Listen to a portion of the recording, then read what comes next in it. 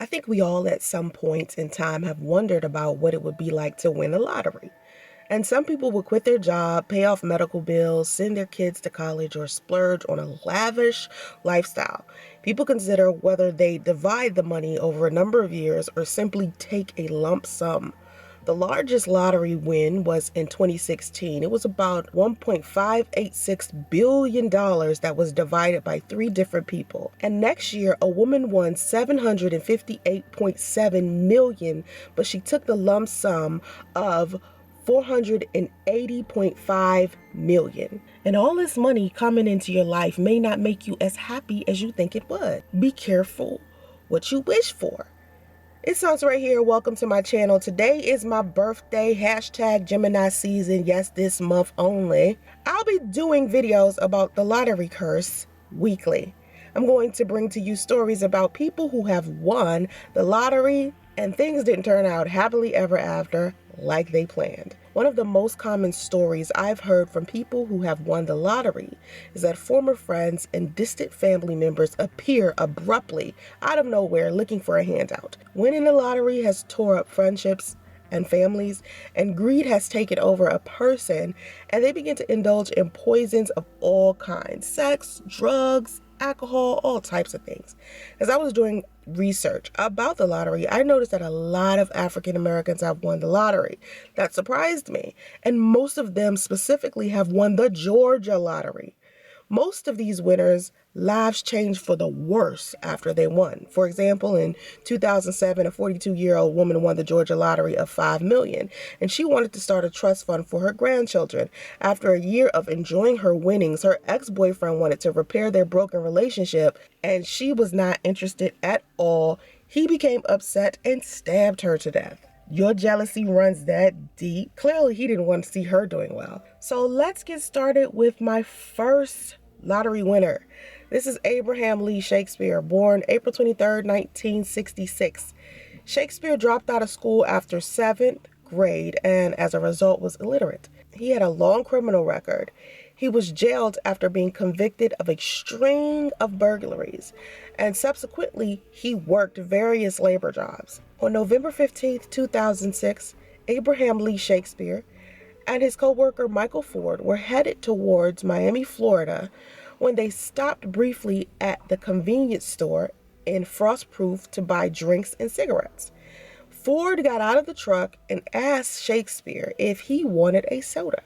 So Shakespeare instead asked Ford to buy him 2 lottery tickets. Shakespeare ended up spending $2 for the tickets out of the $5 he had on him that day. Now, I'm not clear when he realized that he won the lottery, okay? But after he realized he won $30 million, Abraham Shakespeare had chosen a one-time lump sum cash payment of $17 million. Shakespeare buys a $1.1 million home in a gated community in North Lakeland, and he moved out of his working class neighborhood. Several months after his lottery win, apart from the $1 million home he had just bought in North Lakeland, his only other major purchases included a Nissan Altima, a 2006 F-150 pickup, and a Rolex watch from a pawn shop.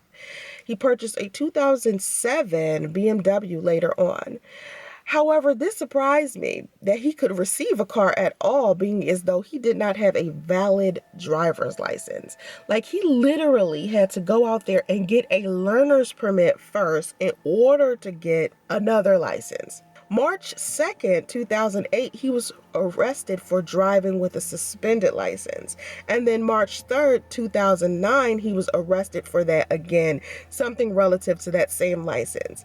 And so since he had won the lottery, Abraham had a large amount of traffic citations that included speeding tickets, as well as one for having someone in his car under 16 that wasn't wearing a safety belt. He purchased 3 other residential properties, but for the most part, he spent most of his money on other people. His mother, Elizabeth, said her son was generous, paying for funerals, lending money to friends, starting businesses, and he even gave $1 million to some guy who was only known as Big Man around the community. There were rumors going around that he was the kind of person who was just giving money away to just about anyone. First, it was just family and friends for him, but then suddenly random strangers came And he was just giving the money as well. He was so kind and sweet-natured that it was hard for him to say no to people. He offered to buy his mother a house and give her as much money as she needed, and she turned it down because she was always leery of the money. She always told him that it was evil. I'm assuming she had like that women's intuition that was just telling her, honey, like something is not right about this. But she was happy to see her son happy. His sister said women were more attractive to him and he loved the attention. He had never had power and money before, so this was getting to his head. And the mother of his children and his girlfriend, Centauria Butler, was getting fed up. You know, she warned him so many times that he'd need to settle down and take care of her and their son. I see why a woman would feel some type of way. You know, your man just suddenly goes from just being like this working class guy to suddenly now he has millions of dollars and women are throwing themselves at him. And he was just eating it all up like it was nothing. Like he had never, ever had that many women in his face so interested. And you know how men are. Men love like variety. You know, like men are strange with that. You know what I'm saying? Like you would think that they would like value over variety, but men like variety. On April 2007, Michael Ford accused Shakespeare for allegedly stealing the winning ticket from him. And he demanded a share of the jackpot of no less than $1 million. Now here's my thing. Out of the kindness of my heart, I would have just gave my coworker $1 million. Just off of the strength that they was in the car with me, they went into the store and got the ticket. You know, I would have just did it. My coworker wouldn't even have to demand something like that. So the fact that Michael Ford is demanding that from someone who is seemingly a kind person is interesting to me because Shakespeare was very nice. He was very kind to everyone. So I'm not sure why he didn't want to give Michael Ford any money. When Shakespeare refused to give him this money, Ford sued Shakespeare, but that didn't work out too well because October 19th, 2007, a jury took only a little over an hour to rule that Shakespeare did not steal anything from no Michael. They knew damn well that Michael Ford was just making this all up. Friends stated that Shakespeare had grown frustrated with the apparently constant appeals for money from both hangers-on and strangers. He told his brother, "I'd have been better off broke." And told a childhood friend, "I thought all these people were my friends, but then I realized that all they want is just money." Yeah, all these people want is your money. Now, don't misunderstand, Shakespeare had a whole bunch of friends before he won the lottery. But I think what ended up happening is these people thought because they had some type of friendship with him beforehand that he owed them money. And it started to begin to be too much for him. So out of nowhere, someone new came into Abraham's life. It was October 2008. Her name was DeeDee Moore. And DeeDee told Shakespeare, you know, "I want to write a book about you."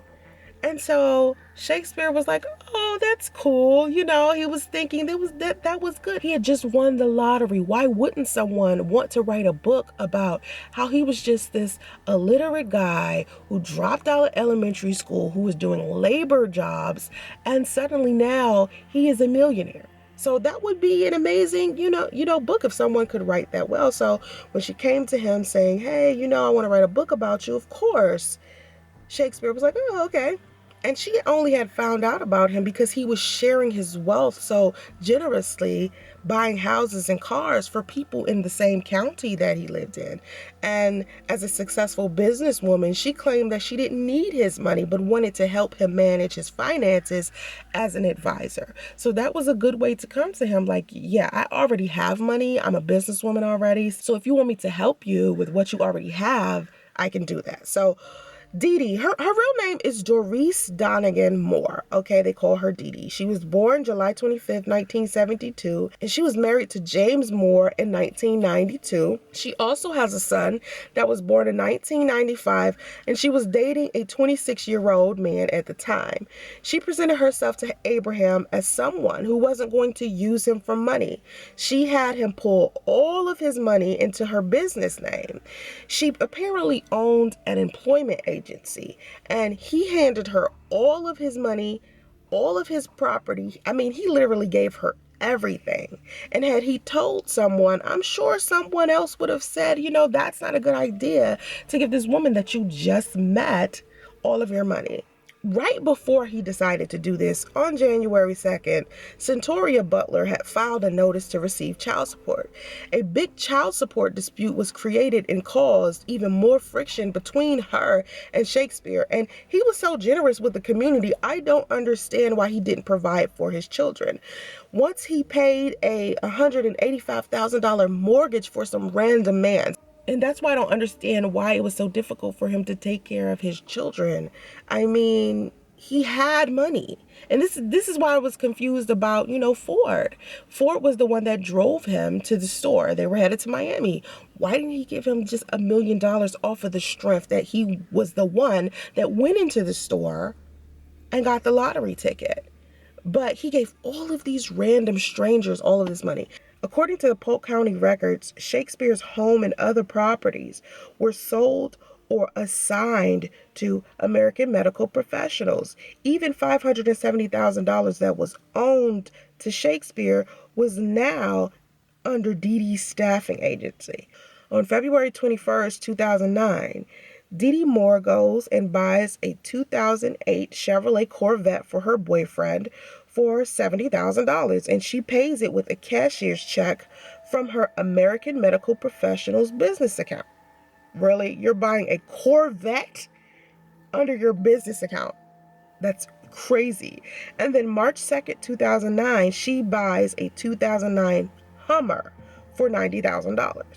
Now, suddenly something interesting is happening, because the more that DeeDee is doing all of this activity in regards to her finances, people are now no longer seeing Abraham, hearing from Abraham. I mean, nobody knows what's going on with Abraham Shakespeare. April 6, 2009, he was supposed to meet some of his friends at the Hard Rock Casino, and he did not show up. So April goes by, May goes by, June goes by, and no one has heard from Abraham. No one has filed a missing persons report. No one is sitting around thinking something is wrong, because everyone is believing that he took all of his money and disappeared on purpose. They think he went out to the Caribbean Sea. In August 2009, Cedric, Shakespeare's cousin, delivers a card with $100 and a cross enclosed in it to his mother, Elizabeth. And his mother says that the signature on the card looked like Shakespeare's, but that his cousin Cedric did not say who gave him the card. So everyone's like, okay, at least his mom heard from him. He gave her a card, you know, it had $100 in it. It had a cross in it. You know, this could be Shakespeare. So everyone, you know, relaxes again.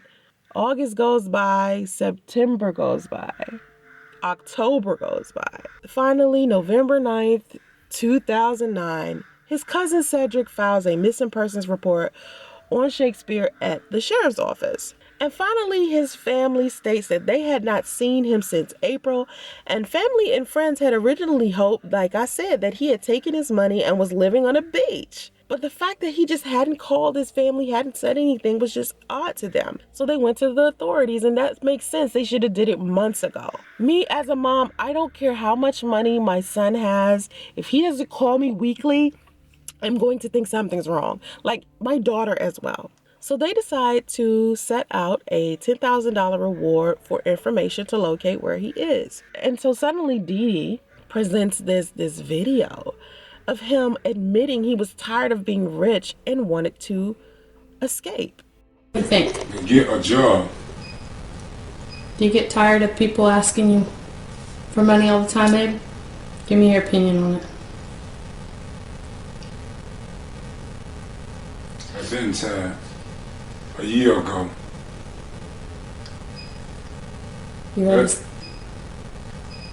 just ready to start living your life, huh? They don't take no for an ounce or so. I just let them keep on and keep on acting. Mm-hmm. Yep. Sleeping on the video camera.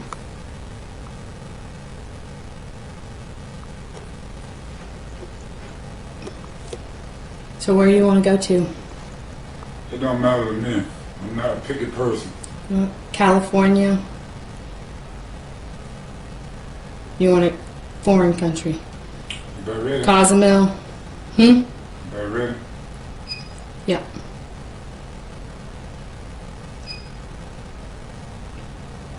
Well, how do you like are you gonna miss your home? Yep, I miss it, but life goes on. Everyone's starting to do, TV interviews, his moms, his cousins, his co-workers, friends. Everyone is starting to do, news interviews to say, hey, does anybody know where Abraham is? And his son's mother, Soncerae Butler, she described him as a good father, which is pretty odd to me because he wasn't taking good care of them financially, even though he had just won the lottery. Remember, she had just had to file for child support, and he had basically just disappeared out of nowhere. But she did say that she remembers Shakespeare being bombarded by people he didn't even know, people who wanted money. She told the ABC Action News that it was probably his generosity that led to him disappearing. So November 12th, 2009, the police interviewed DeeDee Moore. And they want to know, how in the world did DeeDee Moore convince Shakespeare to give her all of his assets? And she tells investigators that she paid him in cash. So basically, all of the money that was switched over, she just basically gave it to him in cash. But investigators found out that Shakespeare was taking off of the business account that she had created for him that had both of their names on it, the Abraham Shakespeare LLC business account. And she told them that he asked to be taken off because he did not want to pay taxes. She could not give a reason for why approximately $1 million used to open the account was withdrawn days after Shakespeare's name was removed. So the name of the business account was called Abraham Shakespeare LLC.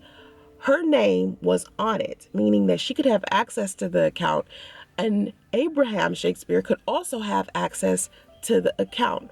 But once the $1 million was put into the account, a day after, she took Abraham's name off and then withdrew $1 million. Now, to the bank, that should have been crazy. The bank should have alerted authorities after that, because that clearly is wrong, right? DeeDee also said that the reason that some of Shakespeare's assets went into her business account, American Medical Associates, was because Shakespeare did not want to pay child support. The notice to establish child support had been sent out to him on January 2nd, and then DeeDee took over everything on January 9th. So what she is saying could very well be true. Like I said, he wasn't necessarily taking good care of them financially. Yes, Soncerae Butler, his son's mother, was saying he was a good father, but apparently he wasn't a good father in a financial means. On November 24th, 2009, the sheriff's office declares Shakespeare missing. Finally, right? I'm not sure why. Well, I know that they filed the missing persons report November 9th.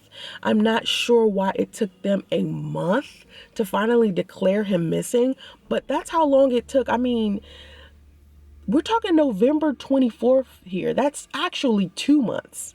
That's 2 months. Finally, they declare him missing. Then in December, early December, Shakespeare contacts his mother via text. But it seemed kind of odd because Abraham was illiterate. He couldn't read or write. So receiving a text message from him seemed odd, right? Immediately after that, December 5th, 2009, Moore sells her 10-month-old Hummer to a friend of the owner of a Chevrolet dealer for $49,000. She just sold a Hummer that was $90,000 originally. She has now sold it for half of that. Christmas rolls around and Abraham's mother is confused because he did not call her on Christmas. He is not hiding, his mother said. The fact that he did not call his mother on Christmas reinforces the theory that Shakespeare is not hiding. Something is wrong, right? She knows something is wrong. December 27, 2009, Elizabeth Walker, Shakespeare's mother, receives a phone call from Shakespeare while she eats out at Cracker Barrel with DeeDee Moore. And his mother was like, this doesn't even sound like Abraham. This doesn't even sound like my son. Like, this doesn't even sound like Abraham. Like, who is this, you know? Police trace that call the next day and find out that barber and friend of Shakespeare, Gregory Smith, who is also one of his former employers, was paid by DeeDee Moore to make calls to Shakespeare's mother pretending to be her son. And I personally don't think this Gregory Smith person is as innocent as all of these interviews have made him seem like. And the fact that he could even be paid to do such a thing, and he thought that, oh, I could do this to make his mother feel better type of thing, I think that's some foolishness. I think he was looking for some money. I think he knew partially what was going on inside of this situation, and he's not innocent. And the way that he comes off inside of these interviews, I don't think that Gregory Smith is as innocent as he looks in these interviews. He definitely looks like a money-hungry clout chaser to me. Like, just go look on YouTube and look up Abraham Shakespeare's story, and you'll see that Gregory Smith, his former friend, is sitting down doing interviews with Abraham's sister, and the way that he speaks about how he helped the authorities basically get DeeDee. So listen to this. Smith tells detectives that Moore has offered to forgive his $63,000 debt if he helps her out. When they tell him what they've learned, he decides to cooperate with police. So from that point forward, the investigation definitely takes a turn, and now we've got somebody on the inside. Smith figures out the perfect way to help. He removes the top from a Red Bull can that inserts a digital recorder. Whenever he meets with Moore, he has it in his car, like it's an ashtray. She has no idea.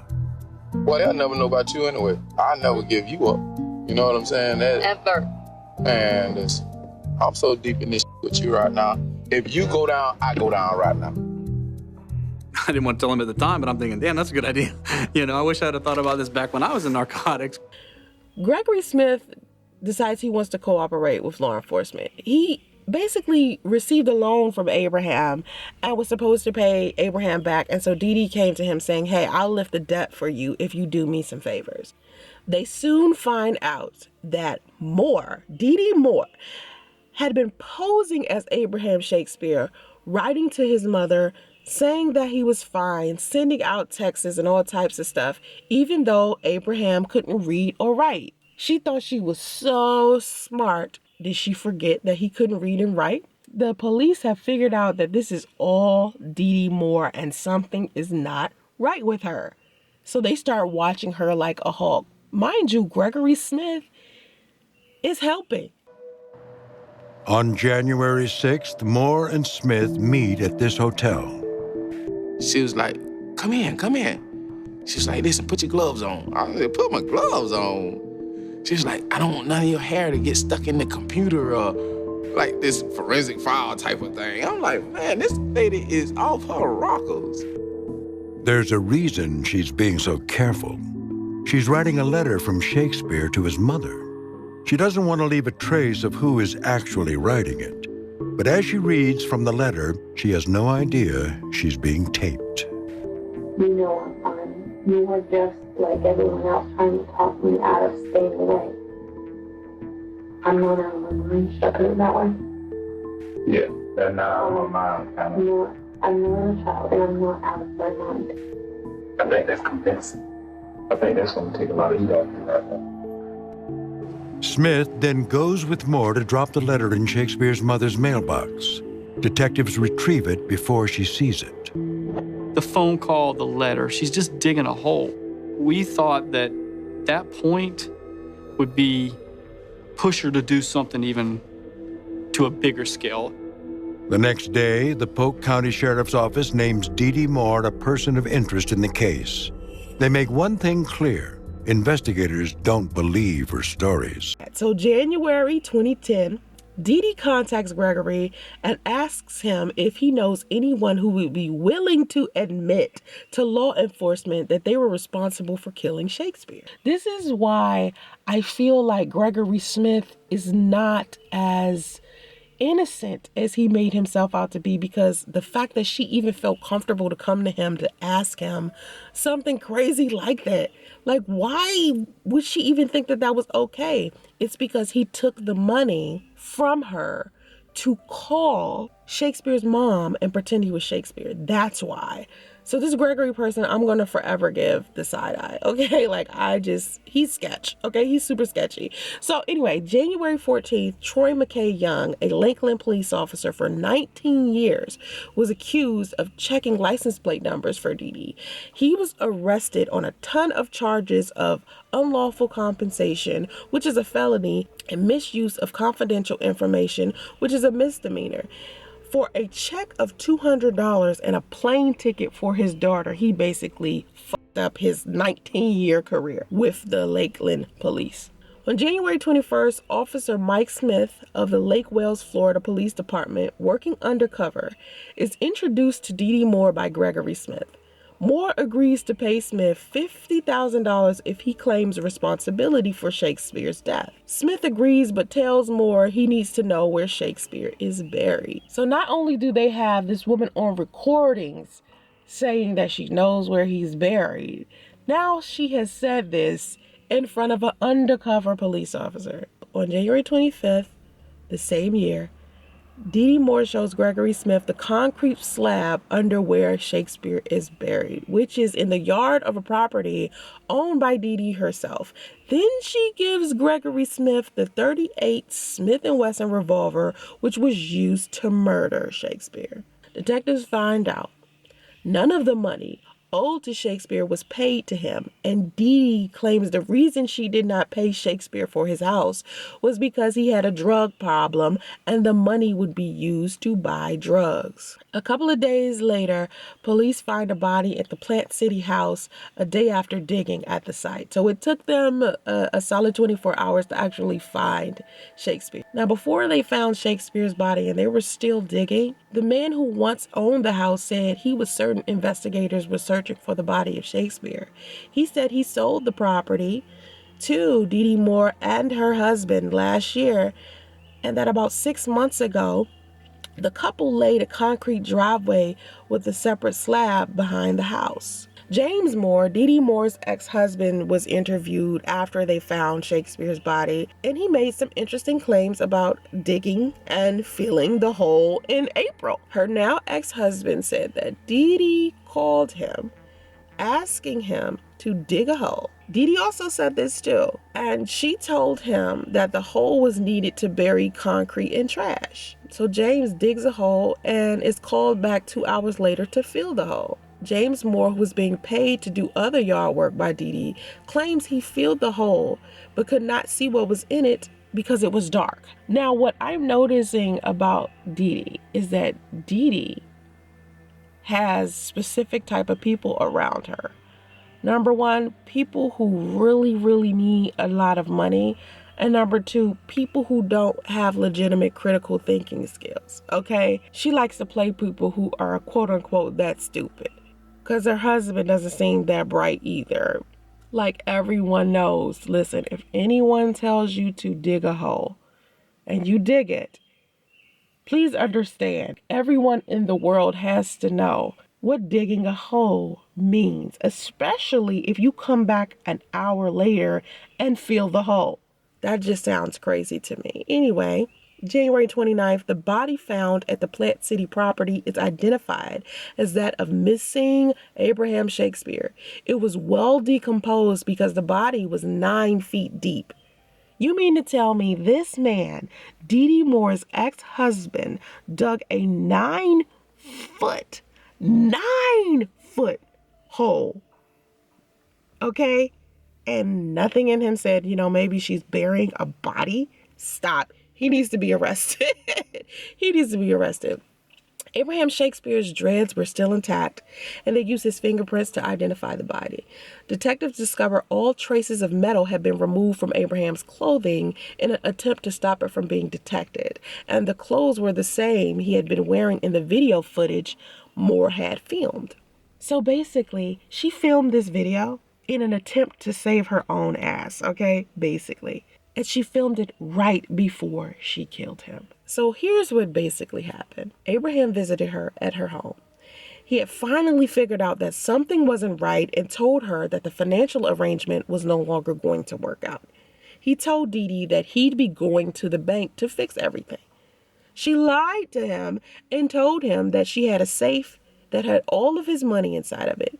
But once she goes inside the safe, instead of pulling out the money, she pulls out a gun, shoots him twice, and in a sting operation set up by detectives and undercover police officer Michael Smith, she is recorded admitting she knew the location of Abraham's body and that she would lead them to the remains. The only person that would know where Abraham's body is would be the person that murdered him. On February 2nd, 2010, police take DeeDee Moore into custody, and DeeDee Moore is charged with accessory after the fact. The next day, the judge sets her bond at $1 million, and a couple of days later, she's charged with first-degree murder and actually has the nerve to plead not guilty. 2 years later, she was found guilty of murder and sentenced to life in prison without parole. Had Abraham done just a little bit of research, he would have found out that in 2001, Moore was convicted of insurance fraud and falsely reporting a crime. She served a year of probation. She also filed for bankruptcy in 2002. 5 years earlier, when her car was about to be repossessed, she reported that her car had been stolen and that she had been raped and left to die in a ditch. At 42, Abraham Shakespeare died over money, conned by a sociopath, a manipulative narcissist who knew she could work him. This woman went to extreme lengths to keep his family in the dark. She didn't only just manipulate Abraham, she manipulated everyone around him, his family and his friends. They ended up questioning Barbara Jackson, who was Abraham Shakespeare's realtor. She had sold him the $1.1 million house. And she said this whole thing started at an annual small business conference in November 2008 in Kissimmee. And that's where DeeDee and Barbara Jackson met. And she said, when I met her, she was in a wheelchair, meaning DeeDee was in a wheelchair when Barbara Jackson met her. And DeeDee said that she had been in a car accident and she'd wheeled up right next to her. Moore told Jackson she was a writer and that she wanted to do a story on her and Shakespeare. So DeeDee was trying to run this same foolishness on Barbara too, because Barbara was financially stable as well. So 2 weeks later, after DeeDee Moore came to Barbara and said, hey, I want to write a book about you and Abraham. 2 weeks later, she's no longer in the wheelchair. Remember, she was in a wheelchair 2 weeks earlier talking about she got in a bad car accident. And here she was 2 weeks later, jumping out of a Hummer, walking in heels. I think that was Barbara's cue to exit stage left. So now DeeDee is in a correctional institute in Florida, and she maintains her innocence. She claims she was set up by a drug dealer named Robert, and no one has been able to find this Robert. She hasn't been able to tell any legitimate stories about Robert, and she has changed her story several times in regards to the murder of Abraham. She has blamed everyone for the murder, including her 14-year-old son. She's even blamed her lawyers for why she was convicted. She also insisted that she had known Shakespeare for only 4 months prior to his death, which would not have given her enough time to plot his murder. Lynette Williams, Shakespeare's sister, who went with him to Tallahassee to claim his lottery winnings, said her brother didn't deserve to die over money. I'm hurt, but I'm relieved, she said. At least we can give him a proper burial. On January 28th, Soncerae Butler, the mother of Shakespeare's 1-year-old, says she was one of those people DeeDee tried to pay off to cover up Shakespeare's murder. Moore helped her move into a rented house September 1st, 2008, and to get a 2000 Ford Crown Victoria. Butler says she accepted the help because she was in desperate need. Remember, Abraham wasn't taking care of her financially. But when DeeDee did this, Soncerae told the police She reported her. She went ahead and told investigators, this woman is giving me blah, blah, blah, and I've accepted it, but something's not right about this. Butler said that DeeDee wanted her to call Shakespeare's mother and tell her she had seen him, but Butler said she refused and called investigators instead. At the same time DeeDee met Shakespeare, Soncerae was in a child support dispute with him. And as of right now, they didn't get anything, nothing. Their son has nothing but Shakespeare's last name. That's it. The slaying of Abraham Shakespeare left behind a penniless estate that lawyers worked for months to try to straighten out on behalf of Abraham Shakespeare's 2 children. Ultimately, they ended up with nothing. Soncerae Butler ended up with nothing. So basically, all of this money just went down the drain. Antoinette Andrews, Abraham Shakespeare's ex-girlfriend and oldest son's mom, won the lottery for $1 million in 2017. She took a lump sum of $7,700,000. She had a gambling addiction and she was spending $100 a day on scratch-offs. And that day she had bought $20 worth of scratch-offs at a Circle K, and that's how she ended up winning the lottery. So at least one of his kids is financially in a good place, but it doesn't have anything to do with Abraham. It has to do with his mother winning the lottery. All of this for money. People will do anything for money. Here's what I think a lot of people don't understand. Money is not going to make you happy. Winning the lottery won't make your life any happier. And you think it would. But research has shown that after 1 year, lottery winners go back to their baseline. And some of them are like less happier. So people usually get like fed up with their money and get used to it 3 months in. Here's what's going to make you happy. Your family, your friends, being able to forgive people, not have bitterness or resentment, and to be very giving and kind, okay? Also having a bit of gratitude. If you don't know the language of gratitude, you'll never be on speaking terms with happiness. I hope the story of Abraham Shakespeare helps you consider what it really means to have a whole bunch of money and whether it really is something worth you experiencing. Put what you think in the comment section below. I hope you enjoyed this. Please tune in next week for my next lottery curse story, okay? Have vision and stay focused. Make sure you hit that subscribe button. I hope you have an amazing day. Bye now.